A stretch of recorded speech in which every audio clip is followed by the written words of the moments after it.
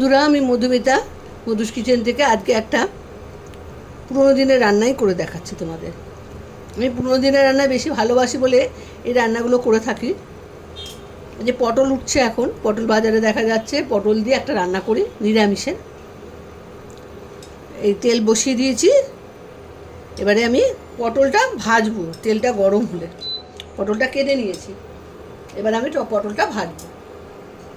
এটা গরম হয়ে এসছে, এই তেলের মধ্যে সামান্য একটু নুন দিলাম আর একটু হলুদ দেব অল্প করে। একটু হলুদ আর নুনটা একটু তেলের মধ্যে মিশে যায়।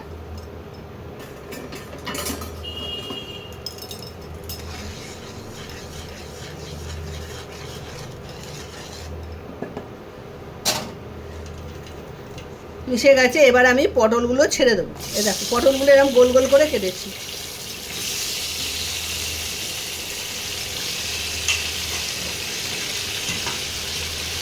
পটলগুলোকে একটু ভেজে নিতে হবে। আর এই হলুদ আর নুনটা দিলাম, পটলের কালারটাও খুব সুন্দর আসবে সেই জন্য। এবার পটলটাকে একটু সুন্দর করে ভেজে নিতে হবে।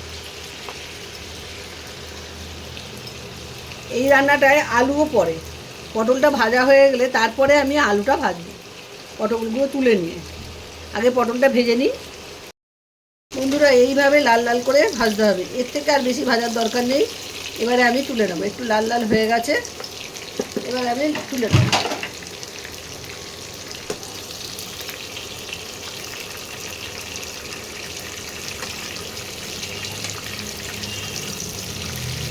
অল্প লাল লাল করে একটু ভাজতে হবে। আর হলুদ দেওয়ার জন্য পটলের রঙটাও খুব সুন্দর এসে গেছে। এবারে এই তেলের মধ্যে আমি আলুগুলোও ভেজে নেব। আলুগুলোকে এরকম ডুবো ডুবো কাটতে হবে।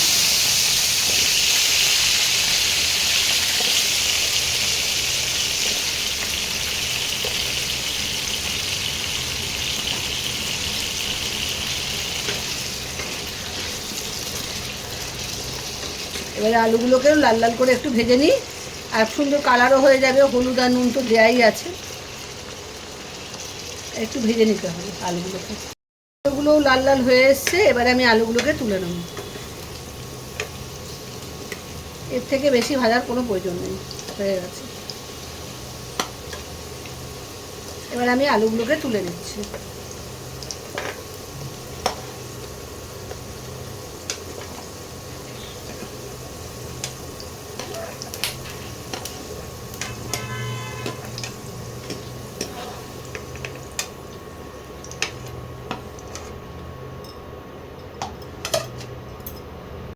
এবার এই তেলের মধ্যে দুটো শুকনো লঙ্কা দেব, অল্প করে গোটা জিরে দেব, আর দেব গোটা গরম মশলা। এলাচটাকে একটু ফাটিয়ে দিতে হবে, নাহলে গায়ে ছিটকাবে। এই যে অল্প করে গোটা গরম মশলাও দিয়ে দিলাম। এটা দিয়ে এবার সুন্দর গন্ধ বেরোলে, একটু সুন্দর গন্ধ বেরোক,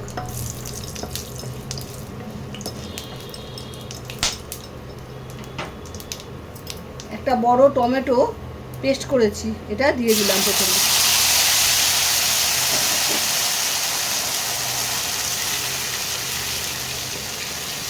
টমেটোটাকে আগে দিয়ে দিতে হবে। টমেটোটার কাঁচা এটা চলে যাক, কাঁচা গন্ধটা, কাঁচা ভাবটাও চলে গেলে তারপরে অন্য মশলাগুলো দেব।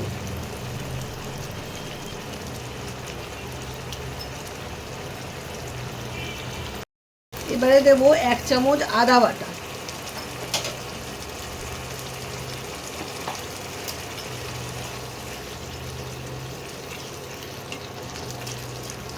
কাঁচা আদা তো, যে টমেটো আর আদাটা প্রথমে দিয়ে দিতে হবে।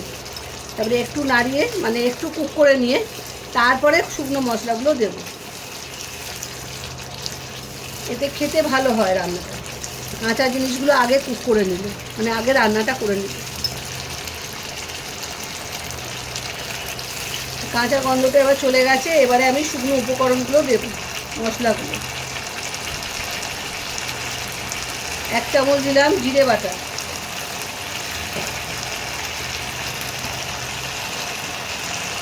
হলুদ গুঁড়ো আন্দাজ মতো,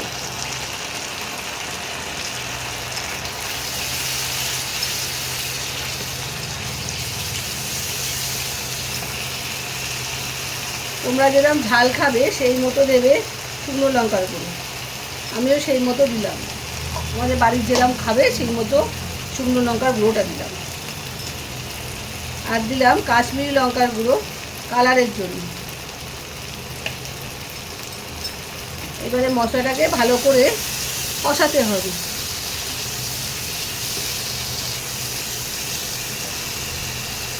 আর দিলাম স্বাদ মতো নুন। আগে কিন্তু তেলের মধ্যে নুন দিয়েছিলাম, সেই জন্য বুঝে নুনটা দেবে, বেশি না হয়ে যায়।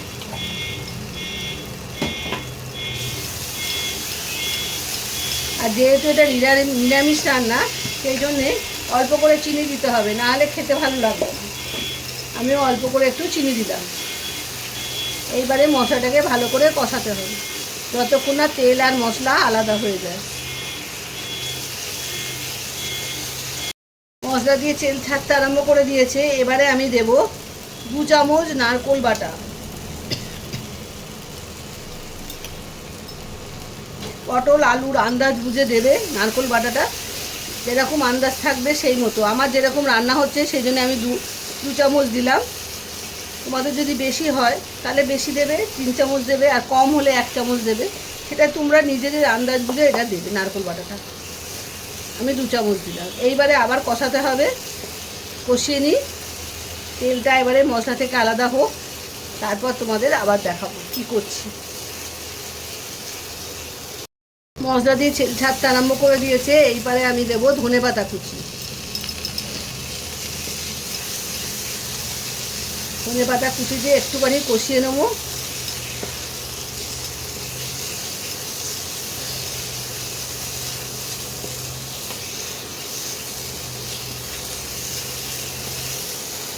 ধনেপাতা দিয়ে একটুখানি নাড়িয়ে নিলাম। এবারে আমি জল দেবো।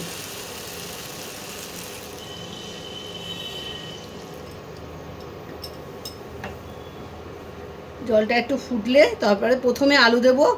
আলুটা একটু সেদ্ধ হয়ে গেলে তারপরে পটল দেবো, কিন্তু পটল তো নরম, তাড়াতাড়ি হয়ে যাবে, ওই জন্যে আমি আলুটা প্রথমে দেবো। একটু ঝোলটা ফুটুক, তারপরে আমি আলুটা দেবো। ফুটতে আরম্ভ করেছে, এখন আমি প্রথমে আলুটা দিয়ে দেবো।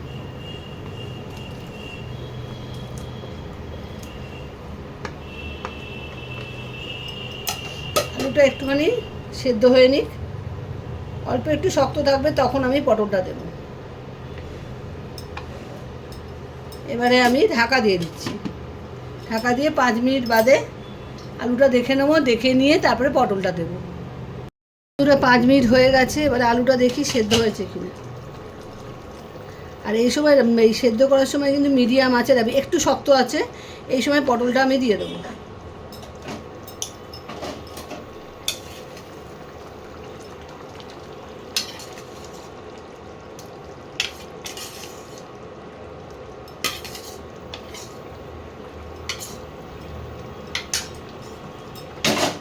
পটলগুলো ভালো করে মিশিয়ে নিই।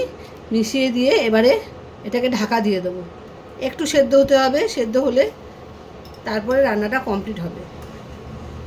একটু সেদ্ধ হোক, আর এই সময় গ্যাসটা মিডিয়ামে রেখে দেবে, তাহলেই কিন্তু আলু পটল পুরো সেদ্ধ হয়ে যাবে, আর খেতেও দারুণ হবে। সেদ্ধটা হোক, তারপরে তোমাদের দেখাচ্ছি। এবারে আমি ঢাকাটা খুলবো। ঢাকাটা খুলে দেখি যে সেদ্ধ হয়েছে কিনা। দেখো গায়ে মাখা মাখা হয়ে গেছে। হ্যাঁ, সেদ্ধ হয়ে গেছে। আলুও সেদ্ধ হয়ে গেছে, পটলও সেদ্ধ হয়ে গেছে। এবারে আমি দেব 1 চামচ ঘি।